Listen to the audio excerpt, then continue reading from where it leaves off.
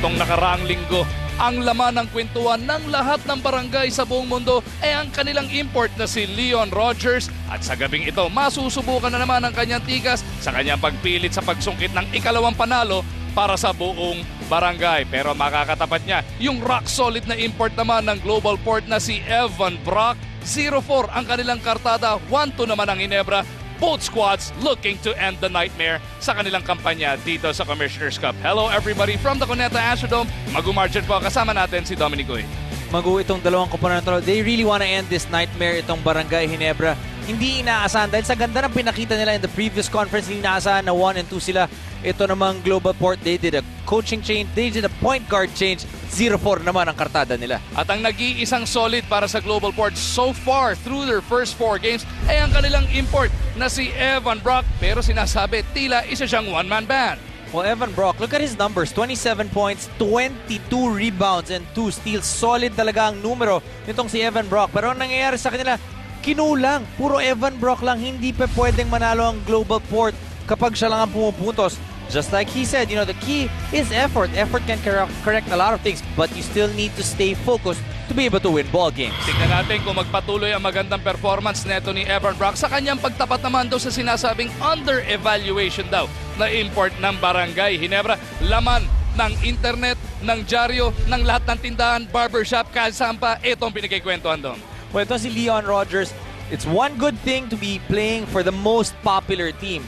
But when you start losing, mas lalo kang pag-uusapan. Ito si Leon Rogers, solid naman ang kanyang numbers eh. 33 points, 11 rebounds, 37.3% from the field. The problem is, ang dami niyang tinitira. Tapos, 1 win and 2 losses. It's just unacceptable for the most popular team in the league. Yun nga, no? Yung unang panalo nila came via a come-from-behind victory over Barako Bull. Tapos ito na, nagsunod-sunod na kontra sa San Miguel Pier at San Miguel Covey. Na-disgrasya na ang Barangay Ginebra. Etong mga nakaputi ng Barangay Ginebra will have the same starting unit for the 4th consecutive game. Samantala dito sa kabila, Cabagnot, Romeo, pagsasabay na kasama si Ponferrada, Washington and Brock. So here we go, live on TV5. Marjo and Dominic Uy, nandirito rin si Miss Erica Padilla at ang buong puwersa ng inyong Sports 5. Tutok sa bakbakang ito kung saan nga yung bangungot ng kanilang mga simula sa komperensyang ito gusto na nilang tuluyang maipagpag.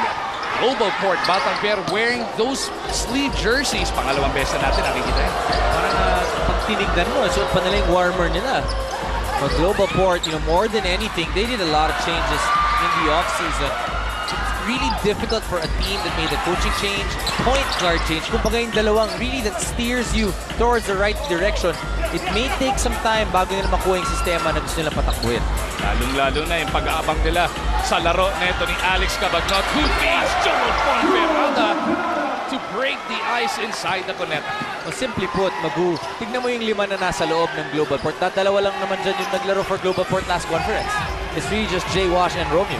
Pero ito si Alex Cabagnot, even though hindi siya masyado nagpaparamdam sa on the offensive end or pagdating sa kanyang scoring, he is number 1 in the league right now in terms of assists per ball game at 6.8 at ang kanyang katapat. Yung number 2 si LA Tenorio at 6.3 assists per ball game. Yung premier point guard naman itong si Alex Cabagnot. That's why a lot of people were surprised when he was traded.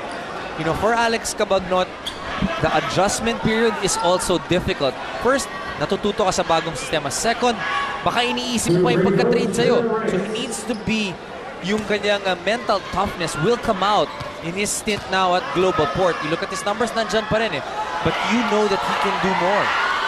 Tiwala sa kanya ni Coach Pidot. Definitely nandiyan dyan itong si Alex Cabagnot playing more than 40 minutes per ball game. Dati na niyang nakasama si Coach Pidot nung sila'y nasa Petron pa. Ngayon, sila na naman ang magkasangga dito sa Batang Pier. Jay Arrea splits on that trip to the line to get Ginebra on the board. Cabagnot ang didiskarte para sa mga nakaitim ng Global Port. Brock with that leather. Looking for Washington. Ponferrada na naman who scored the first 2 points of the game. Gets it out to Cabagnot. Washington will offer the pick. Shot clock is at 4. Jay Wash gets it to Romeo. Romeo pulls up. Naputokan ng 24. Napakagandang galaw. Sayang lang hindi umabot itong kay Terrence Romeo. Romeo's coming off his best performance in a long while, Dom, a 21-point explosion. Nung sila'y muntik ng manalo kontra sa Meralco, he showed shades of that in the Philippine Cup. Yung consistency lang talaga. Yun ang kinukulang pa dito kay Terrence Romeo. You know, gotta come and bring it game in and game out. Terrence Romeo, you know what works for him, yung kanyang youth, yung kanyang speed. But one thing that also will be on the flip. Back nung nasa college pa ito si Terrence Romeo, bihirang-bihira ka makakarinig o makakapanood ng bad game sa kanya. Ngayon nagkabaliktad. Bihirang-bihira mo maririnig na siya na yung nag-headline para dito sa Batang Pier. At it comes with age. Will it come with time, or how long will it come para maging consistent? Well, it's all about the adjustment also. If you look at his short career here in the PBA, nakailang coaches na rin siya. So yung sistema, yung adjustment lang niya from the amateurs to the pros, and then a different system. When a different system, iba din yung looks na makukuha mo. So as a player, itong si Terrence Romeo, napaka-importante kung saan spot mo siya ilalagay. Tandaan natin, one of the loudest games in Romeo's young PBA career was against Barangay Ginebra. That epic shootout niya kontra kay Mark Sa Aguilar. MOA yun, di ba? You know, Terrence Romeo really na-challenge daw siya. Sabi niya, how do I pay respect to the guy that I look up to? Bring my A game. Yun, sinaksak ang kagad si Kagiwa sa pagkakataon na yun. Then he switches over to Tenorio on defense sa kabilang dulo. 4-2 na sa ating talaan. Abante ang global court. Kagiwa gusto bumawi. Gets it to Reyes. In traffic. Loses that leather. Quick hands by Brock. Cabagnot rushes down. Romeo puts it up. Hinahanap sana etong si Brock. And Evan did not like the contact coming from Reyes. Stare down ang binigay niya. Early on in this ball game, getting a little bit physical. A great pass by Romeo to Evan Brock. And the momentum of J.R. Reyes taking him to the body of Evan Brock, who was already airborne. Hindi nagustuhan ng import ng global court. Yung tama na yan. Kailangan mo maalala, kapag tumalon ka, you're a lot lighter than you are when you're have your feet planted on the ground. Kahit pag sigal ka. Pag tumalon na, gagaan. Oh, siyempre. Evan Brock scores his first 2 points of the game, extending the global court lead up to 4. 2 kalahating minuto lumilipas dito sa loob ng Cuneta. Away from play, a foul is spotted on Ponferrada. Nakakapit daw sa jersey na ito ni JR. Very important for Barangay Ginebra. Kailangan makahanap din sila ng groove. You know, in their first 3 games, didn't seem like they came in or got into a groove of things in terms of the guys that are playing on the court. Siyempre, nag-a-adjust din sila dun sa kanilang import na si Leon Rogers. Leon Rogers is an import who likes to shoot. Early adjustment naman mula kay Coach Pido, sending in Kelly Nabong para kay Jewel Ponferrada. Ito na si Romeo, may tangan ng bola. Romeo looking to dance with Tenorio. Step back jumper, in and out. Reyes for the rebound. Nakita mo yung quickness nitong si Terrence Romeo. That's L.A. Tenorio who's guarding him. Rogers looking for Ellis. Passing lanes disrupted by Washington. Cabagnot over to Brock. Evan on the move, fading away over Rogers, gets the bounce. One big advantage of Evan Brock, naglaro na siya dito sa PBA. Wala na siyang adjustment sa physicality, so you already know what you're getting. Kagiwa over to Ellis. He's been shooting impeccable from the 3-point line. Not too many attempts though. This time he takes it to the rack and gets the layup. I really like how Ellis has his game evolved. Hindi lang siya tumitira ng 3 points. He's not just finishing fast breaks, but he is now learning how to read the defense, breaking it down and getting to the hoop. First field goal para sa Barangay Ginebra cuts this deficit to 4. Washington kontra dito kay Ellis. J-Wash looking to take the young gun off the dribble. J-Wash fading away, doesn't drop. Tenorio para sa rebound, pinukul kagad kay Rogers yung bola. Leon steps on the gas, loses it to the baseline. Mapunta sa global court ng bola. Greg Slaughter checking into this game for the first time. Yung pala yung adjustment, si Slaughter did not start here tonight. It was Kagiwa who was inserted in that starting unit. Si Slaughter and si Reyes usually nagiging front court nila. Cabagnot in traffic, down the gut of the defense, finishes with a left hand. You like to see Alex Cabagnot attacking that basket. You know that he can pass that basketball, but he's doubly effective when he's more aggressive because that means he's got more opportunities to pass off to his teammates. Ellis faking that pass to Magiwa. Lost his dribble on the baseline. Goes to Rogers. Shot clock is at 5. Leon. Step back jumper over J-Wash. Rogers could not send that one home. Romeo on the move. J-Wash looking for Brock. Gets the basket and will shoot the line. Good pinpoint passing so far by Global Port. They have 2 assists in the ball game, but 4 steals already. Ang ganda nung hesitation ni J-Wash. Just when you thought he was gonna slow things down, nakita niya biglang bumuka yung depensa. That's just experience for Jay Washington. Alam naman niya na once he holds on to that basketball, all of a sudden magpa-fan out na yung defense. When you say fan out, pupunta ka na dun sa sarili mong tao. That left him wide open. And just like that, siyam na ang abante ng Batang Pier, kaya napilitan mag-timeout ang Barangay Ginebra.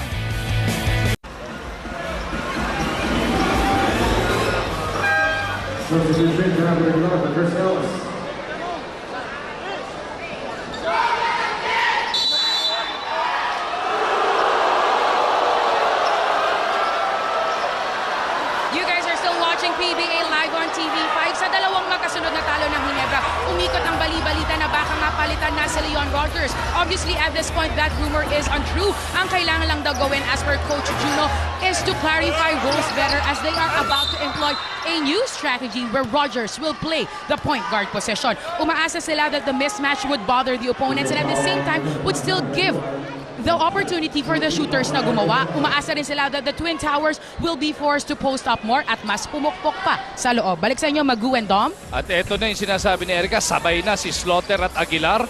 Sama nila sila Tenorio, Kagiwa, and Rogers. Kagiwa pushes it hard, gets it to Rogers on the run. Sino kaya ang dalawa? Will have to earn his points from the line. Wow. Si Kelly Nabong made sure Leon Rogers was not able to get any sort of puelo. Message sent mula dito kay Kelly Nabong. We should expect a lot more of that all night long. Pero interesting yung sinabi ni Erica, Leon Rogers will be tasked to play the point guard position. Let's see kung mangyayari yun. We haven't seen it so far. Could be something that they're keeping for later on. And looking at the numbers para dito kay Leon Rogers, if you want to nitpick, the last 2 games niya.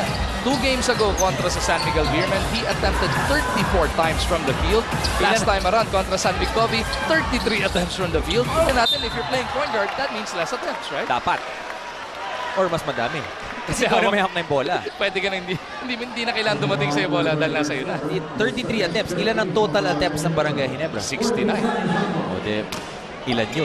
Almost half. Almost half. Ano yung mga papel ng import? Pagka naman pumapasok yan, hindi mo na masisita eh. Ang problema, pag hindi pumapasok. Hindi pumapasok naman, nagiging problema yan, nagtatalo. Yeah. You know, you look at San Miguel Beer, they were 2 games, nagpalit pa rin sila ng import. Now they are at 3-1. Speaking of the San Miguel Beermen, that big victory last Wednesday night over Rainier Shine. Evan Brock up and away. Gets that scoop. May kasama pang foul.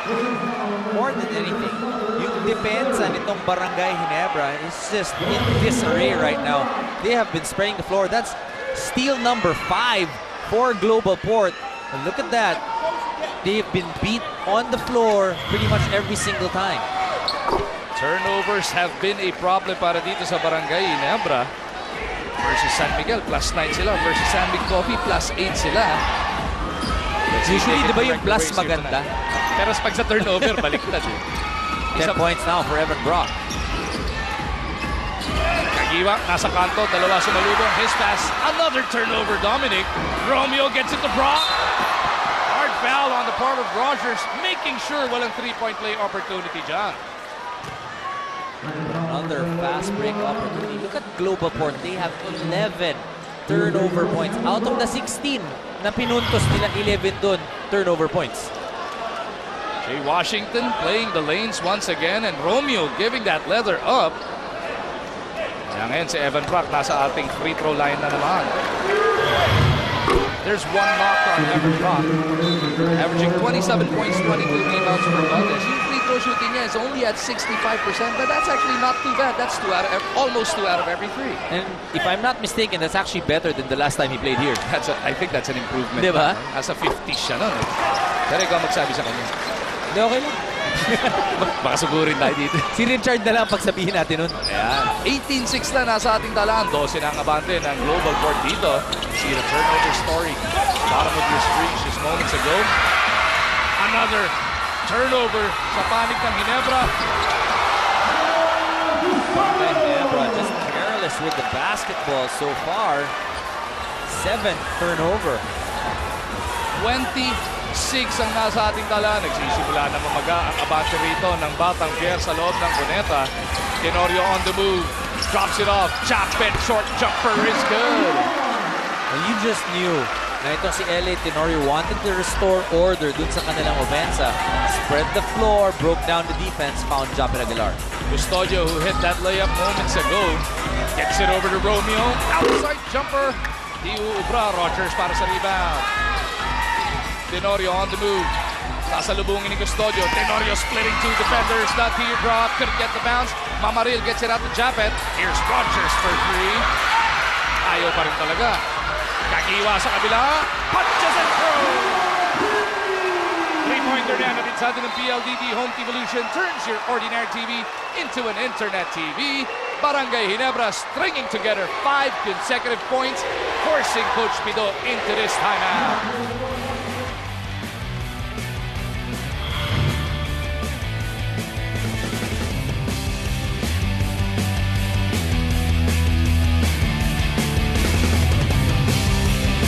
Ginebra as Custodio locates Washington. Three-pointer is good. PLDT Home Evolution turns your ordinary TV into an internet TV.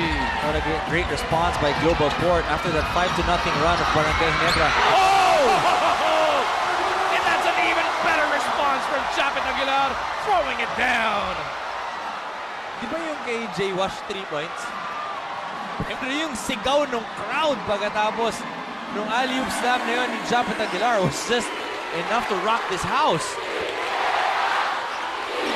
Evan Brock looking to quiet the fans of Barangay Ginebra who are starting to make some noise on this Friday night. Tenorio over to Kagiwa. Kabagnot on him. Mamaril with the pick. Mark the spark. Bibigay dito kay Japet to sa kanto. 7 to shoot. Japet with a floater. Doesn't work. Mamaril with a hand on that rebound. Merong foul. Custodio and Nabong were there. Sino nga ba? This is that great pass, finding Jay Wash wide open from the three-point area. Jay Wash, ever since he's made that comeback, talking about comebacks, Japet Aguilar, that's what you gotta do when you're that athletic. Every time somebody goes to the basket, abang-abang ka lang.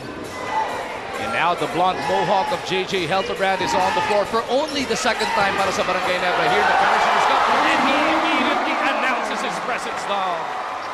I gotta say, bagay sa'yo. Yung buhok na kumarehan ko kay J.J. Helterbrand. Baka patuloy ako ng mga tao. Si J.J. yan eh. Hindi, subukan lang natin. Si J.J. yan. Marami magagalit. 23-15 is the score. Brock taking it to the rack. Will throw back to the line for 2 shots. Alam mo, nakakatawa ito si JJ saka si Mark Kagiwa. Si Kagiwa, nung tumanda dito sa liga, yung hairstyle niya, mas kalmado. Itong si JJ naman, baliktad. Mas matanda pa si JJ ganyan. Oo. Baka naman pag-abot ni Mark ng ganyan. Bumalik yung ganyan? Yung makukulit na buhok. Sila ni Asi Taulabay nagpauso ng buhok, di ba? Yung may kulay. Yung kulay sa buhok, hindi naman sila nagpauso ng buhok. Okay. 24-15 na sa ating talaan. Siya pa rin ang pilit pinapangalaga ang kalamangan netong Batang Pier. Rogers may tanga ng bola. Ronnie Matias on the floor for the first time para sa Global Court. JJ mula sa kanto. Was it Brock? Brock para sa rebound. Brock gets it right back from Custodio. Grabe. Ito si Evan Brock. Suking-suki ng free throw line to. We talk about the effort of Evan Brock. Getting that rebound, pinaghirapan niya yun, and then filling the lane. Being rewarded by his teammate Custodio, finding him, and again getting fouled. So far, Evan Brock with a total of 13 points. Sama mo pa yung 4 na rebound, make that 14 points. Isa sa pwede natin tutukan for tonight, as Mac Barako is entering this game, yung rebounding neto ni Evan Brock. 22 rebounds per ball game ang average siya. Yung Barangay Ginebra, ano mo problema yan? Sa mga rebound ng nakakalabang import. First game nila, kontra kay Dollard, 18 na hugot na rebound sa kanila. Second game, sa San Miguel Beermen, 21 rebound ang nakuha ng Josh Boone. Tapos last game lang, etong si James Mays, 29 rebounds ang nakuha. Pataas na pataas ang rebounding ng import. So that's one thing that Barangay Ginebra needs to watch out for. As Mac Barako buries that three. Sa atin yan ang PLDT Home Devolution turns your ordinary TV into an internet TV. Kabagnot gustong bumawi, di makakuha sa kabilang dulo. Barako missed the last game due to an injury. Actually played the first 2 games of the tournament also a little bit hurt, kaya medyo mababa ang kanyang mga numero. Rogers has Jonathan Salvador switching out on him. Forced to pick up his dribble. Shot clock is at 2.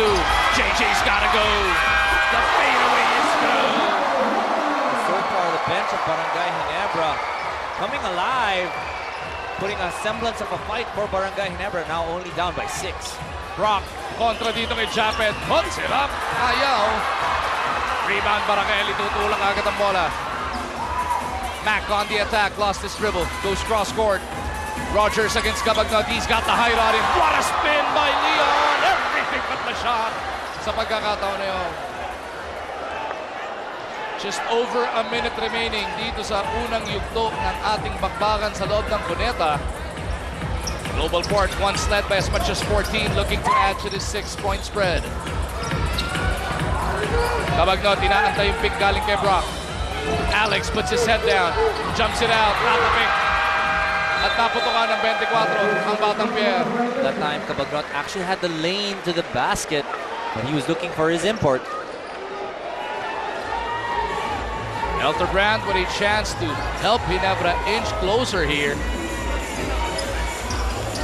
Custodio looking to keep right in front of him. They go over to Rogers. Kabagnot yung bantay. Ngayon tutulong si Custodio. JJ for 3. Atin sa atin yan ang PLDT Home Devolution turns your ordinary TV into an internet TV. 7 points off the bench for JJ Hildebrand. Really the guy that's leading, spearheading this run of Barangay Ginebra.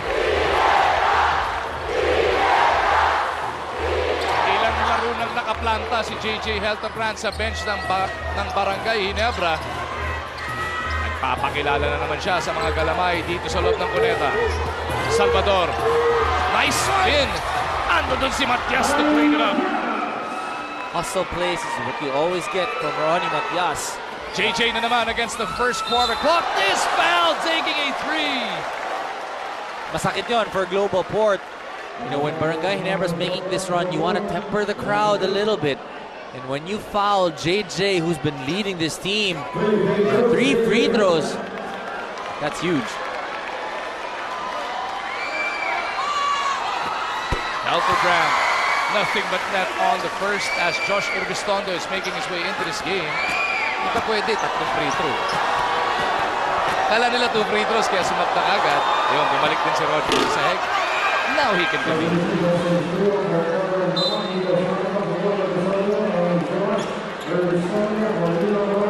Sa kabila, pinagpahinga rin itong si Evan Brock for the final 3.1. No fouls to give. Para dito sa Global Port, Elterbrand goes 2 for 3 to told them to within 3. Kabagnot gets across the line, puts up a Hail Mary. Oh, muntikanan pa. Looked good for Alex Kabagnot, but still all around a good quarter for Global Port. Still leading by 3 points, trying to temper this run of Barangay Ginebra. Pero it was JJ Hildebrand off the bench for the first time in a long while, exploding for 9 points here in quarter number 1. Barangay Ginebra was down by 14, but JJ helps them to within 3. The second quarter of action coming up live mula dito sa Cuneta.